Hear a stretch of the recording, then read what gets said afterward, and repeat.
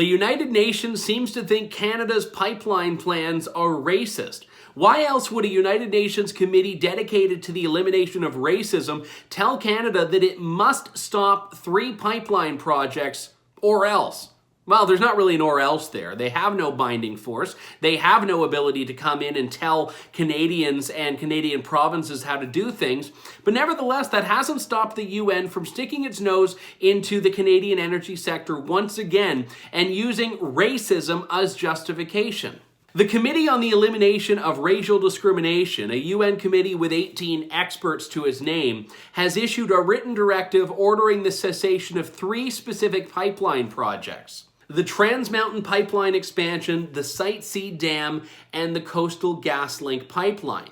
The rationale for this is that these projects are being put forth without the free, informed consent of Indigenous communities.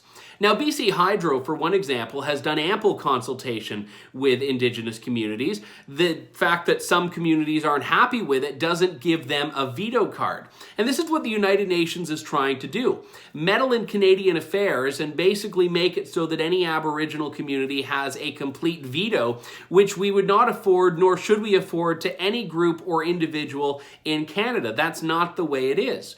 In this case, these are going forward with the proper approval, with the proper permits, but that hasn't stopped various communities from basically hosting sit-ins on these grounds, and in one case, building houses along the route, knowing that these are going to have to be demolished because they are literally designed to be trespassing on property that's already been allotted for these pipeline projects.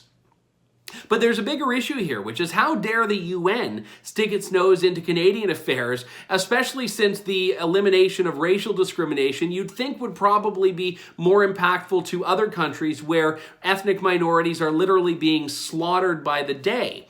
But the UN is more concerned about Canada having energy independence, apparently. Alberta's government has justifiably fired back on this. Sonia Savage, who's the energy minister, says the UN is sticking its nose where it doesn't belong and has no business criticizing Canada's energy megaprojects. Now, again, we should never allow, in a country that already has a federal government that is hostile to energy, a supranational body that has no jurisdiction being able to come in and make these calls as well. But there are going to be people that will use the UN's declarations on this as in some way justification for actually passing certain laws.